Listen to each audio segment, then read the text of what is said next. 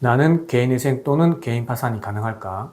궁금하신 분들 많으시죠? 자, 오늘은 전화 상담이나 방문 상담 하기 전에 시간을 아낄 수 있게 셀프로 과연 내가 개인회생 또는 개인 파산이 가능한지 그 핵심적 요건들을 설명드리도록 하겠습니다. 개인회생 또는 개인 파산 신청 조건이 안 되는데 굳이 상담 받으면서 시간을 낭비하실 필요가 없습니다. 첫 번째 요건부터 말씀드리겠습니다.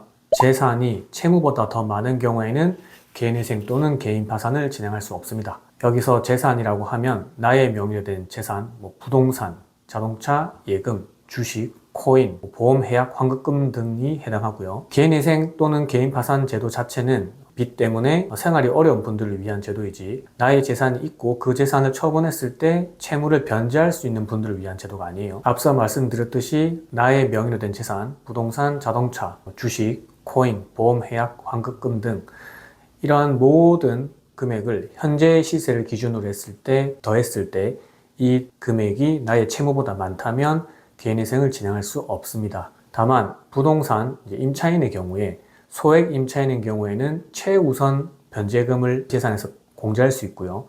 예를 들어서 서울 같은 경우는 5,500만 원을 공제받을 수 있고 부산 같은 경우는 2,800만 원을 공제받을 수 있습니다. 물론 소액 보증금의 기준은 각 지역마다 다르기 때문에 이 부분은 확인이 좀 필요한 부분입니다. 예를 들어서 부산에서 임차보증금 3천만 원, 월세 50만 원인 집에 거주하는 임차인은 이 3천만 원 전부를 재산으로 보는 게 아니라 2,800만 원이죠. 아까 부산은 2,800만 원을 말씀드렸죠. 2,800만 원을 공제한 200만 원만 나의 재산으로 보게 됩니다. 예금은 185만 원을 공제할 거고요. 보험, 해약, 환급금은 150만 원을 공제할 겁니다. 따라서 나의 명의로 된 예금이 285만 원이 있다 하면은 185만 원을 공제하고 100만 원을 나의 재산으로 보고요. 보험, 해약, 환급금의 경우 250만 원이 있다면 그 150만 원을 공제하고 100만 원만 나의 재산으로 보게 되는 겁니다.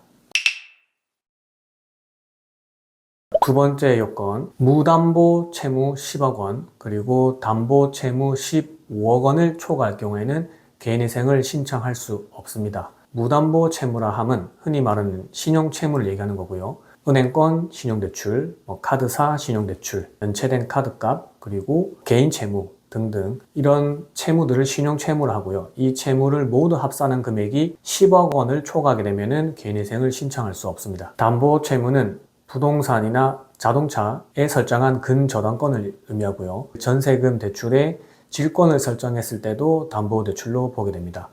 이러한 담보대출은 모두 합산했을 때 총 15억 원을 넘으면 개인회생으로 진행할 수가 없습니다. 여기서 담보채무든 무담보채무든 이 채무의 개념은 원금 플러스 이자 모두를 합친 금액이고요. 방금까지 설명은 개인회생에 관한 조건이고 개인 파산의 경우에는 이렇게 10억 원이나 15억 원 이런 제한이 없습니다. 채무가 몇십억이 되든 개인 파산 신청은 할 수 있고요. 그 개인 파산 신청 후 면책이 되는 것은 또 별개의 개념이기 때문에 개인회생과 개인 파산은 구별해서 보셔야 됩니다. 자, 세 번째, 이전에 개인회생 또는 개인 면책을 받은 분들은 그 확정일로부터 기간이 얼마나 지났는지를 확인하셔야 됩니다. 개인회생의 경우 면책 확정일로부터 5년이 지나야 개인회생 또는 개인 파산을 진행할 수 있고요. 이전에 개인 파산을 진행하신 분들은 개인 파산 면책 확정일로부터 5년이 지나면 개인회생을 진행할 수 있고 면책 확정일로부터 7년이 지나면 개인 파산을 진행할 수 있습니다. 이 확정일은 직접 법원에 가서 확인하시는 방법도 있고 대법원 나의 사건 검색 사이트에서 인증서로 로그인하신 다음에 확인 가능한 부분입니다. 따라서 이 부분도 꼭 체크를 해보시길 바랍니다. 자, 네 번째, 개인회생은 최저 생계배 이상의 월 수입이 있어야 되고 총 변제금이 나의 재산보다 많아야 합니다.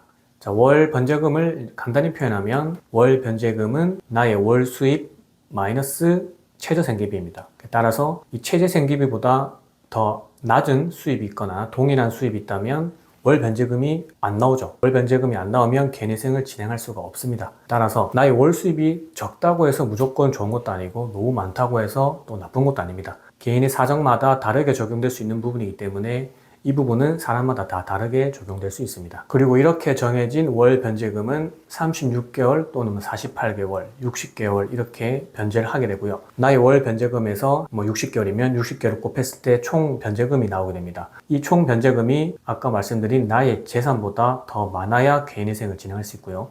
이 요건을 충족하지 못할 경우에는 개인회생을 진행할 수 없기 때문에 주의하셔야 됩니다. 그리고 가끔 저희가 상담을 하다 보면은 내가 아는 사람은 탕감률이 80%던데 나는 왜 그렇게 안 되냐? 너희가 실력이 없는 거 아니냐? 이렇게 말씀하는 분도 있거든요. 근데 이거는 실력의 문제가 아니라 개개인마다 사정이 다 다르기 때문에 발생할 수밖에 없는 상황입니다. 사람마다 다 수입이 다르죠. 그리고 사람마다 다 최저 생계비가 다를 수밖에 없어요. 왜냐면 배우자가 있고 없고, 그리고 자녀가 있고 없고, 그리고 나의 병원비 또는 다른 비용들, 이런 비용들 때문에 서로 최저 생계비가 차이가 나겠죠.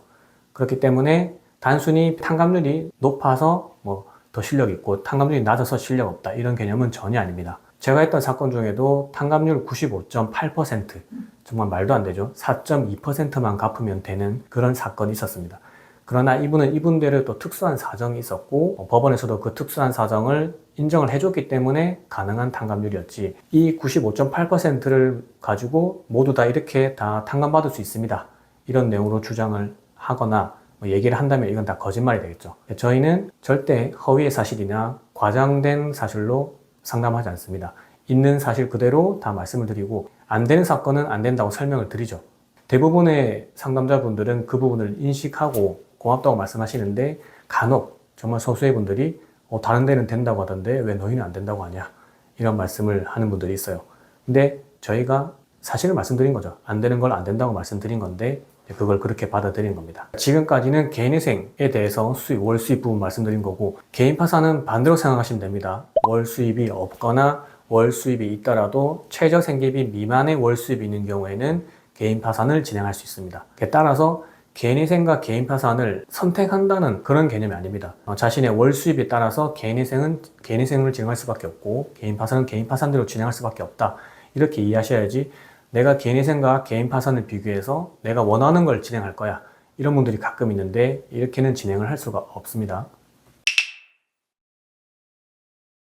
오늘은 개인회생 또는 개인 파산을 진행하기 전에 스스로 체크할 수 있는 방법을 알려드렸고요. 빠르게 한번 정리해 보도록 하겠습니다.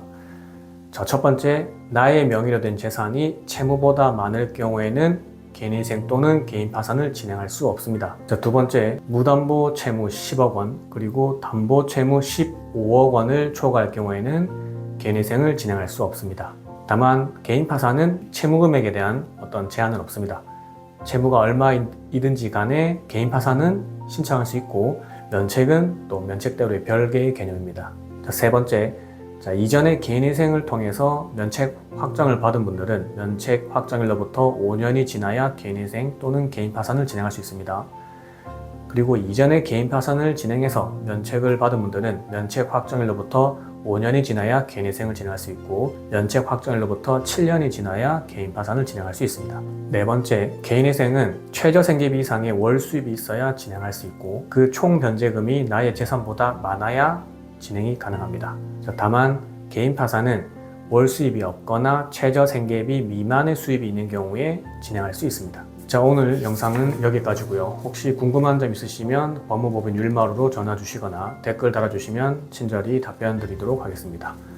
오늘 영상도 도움되셨다면 좋아요, 구독 및 알림 설정 부탁드리겠습니다. 감사합니다.